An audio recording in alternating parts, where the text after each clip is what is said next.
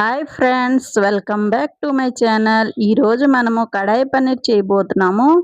కడాయి పన్నీర్ అనేది పన్నీర్ తాజాగా రుబ్బిన కడాయి మసాలా మరియు క్యాప్సికంతో తయారు చేయబడిన ఒక ప్రసిద్ధ ఉత్తర భారతీయ వంటకం. ఈ రుచికరమైన కర్రీని మీరు ఇంట్లోనే రెస్టారెంట్ స్టైల్లో ఎలా తయారు చేసుకోవాలో చూద్దాం.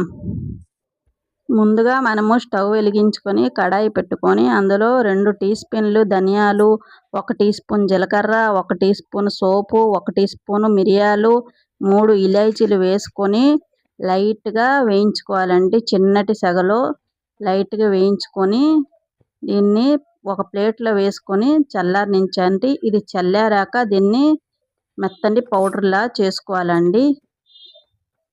ఇప్పుడు అదే కడాయిలో మనము 1 టేబుల్ స్పూన్ ఆయిల్ వేసుకోవాలండి. ఆయిల్ వేసుకోయాక మనము ఒక క్యాప్సికమ్కి క్యూబ్లా కట్ చేసుకొని ఇంకా ఒక ఆనియన్కి కూడా క్యూబ్లా కట్ చేసుకొని లైట్గా ఫ్రై చేసుకోవాలి మీడియం ఫ్లేమ్లో. ఆనియన్ క్యాప్సికమ్ ఇలా వేగాక ఇవన్నిటికి కూడా తీసి మనము ఒక ప్లేట్లో పక్కన పెట్టుకోవాలండి. ఇప్పుడు అదే కడాయిలో నేను ఇక్కడ 250 గ్రామ్ పన్నీర్ తీసుకున్నానండి. ఈ పన్నీర్ని కూడా మనము చిన్న మంటలో లైట్గా వేయించుకోవాలా, ఎక్కువ వేయించుకోకూడదండి. లైట్ గోల్డెన్ కలర్ వస్తే పైన కోట్ లాగా అప్పుడు మనము ఇవన్నీ కూడా తీసి ఒక ప్లేట్లో పక్కన పెట్టుకోవాలండి.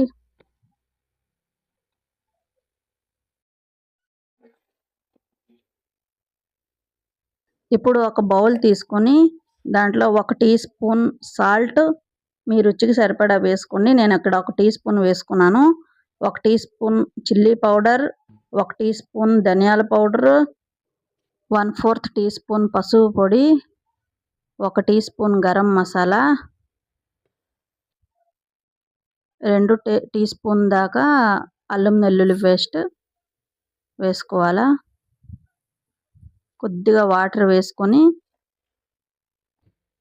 మరీ ఎక్కువ వాటర్ కాకుండా కొద్దిగా వాటర్ వేసుకొని కలుపుకోవాలండి.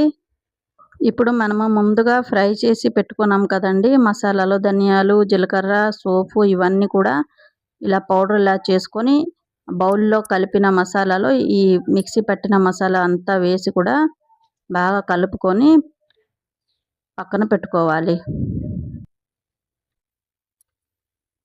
ఇప్పుడు అదే కడాయిలో మనము 4 టేబుల్ స్పూన్ దాకా ఆయిల్ వేసుకోవాలా.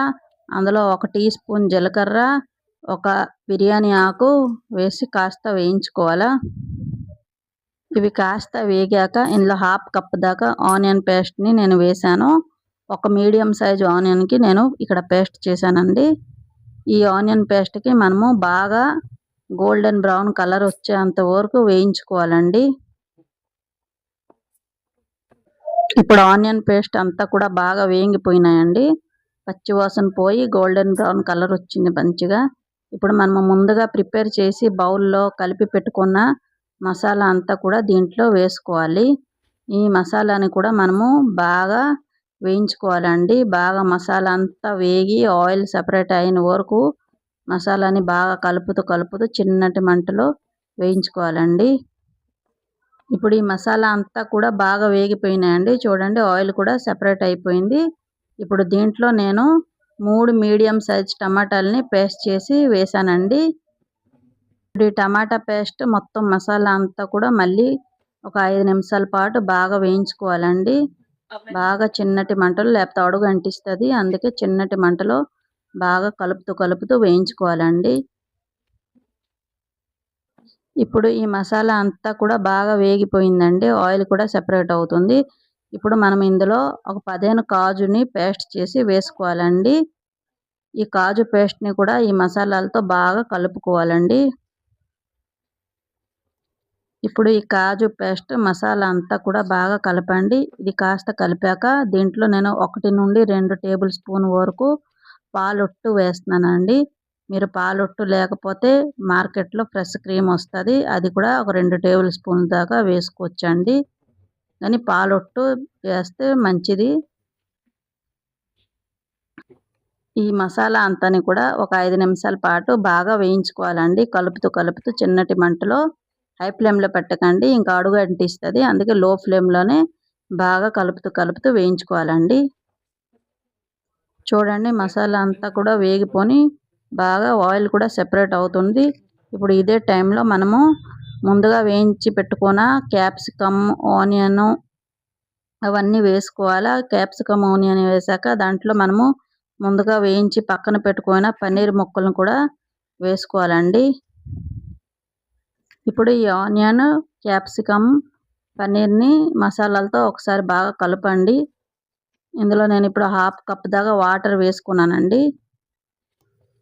మీకు ఇక్కడ గ్రేవీ కాస్త ఎక్కువ అవసరం అంటే కొద్దిగా ఎక్కువ వాటర్ పోసుకోండి. నేను గ్రేవీ తక్కువ చేస్తున్నాను. అందుకే హాఫ్ కప్ దాకా వాటర్ వేసాను. మీకు ఒకవేళ ఎక్కువ గ్రేవీ అవసరం అంటే ఇంకొద్దిగా ఎక్కువ వేసుకోండి సరిపోద్ది. ఇప్పుడు నేను సన్నగా తరిగిన కొత్తిమీర వేస్తున్నానండి. ఇంకా ఒక 2 పచ్చిమిర్చి వేసుకున్నాను. పచ్చిమిర్చి ఆప్షనల్ అండి. మీకు అవసరమైతే వేసుకోండి లేకపోతే స్కిప్ చేయండి. కానీ పచ్చిమిర్చి వేస్తే టేస్ట్ బాగుంటుంది. కూర అంతా కూడా ఒకసారి బాగా కలుపుకోండి.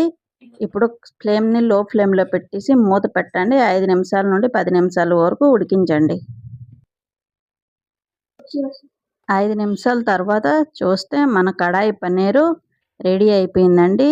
ఇప్పుడు ఈ కడాయి పన్నీర్‌కి మీరు రోటీతో, చపాతీతో, జీరా రైస్‌తో, బటర్ నాన్‌తో దేనితో అయినా తినొచ్చండి. చాలా టేస్టీగా, చాలా సుగంధకరమైన కర్రీ ఇది.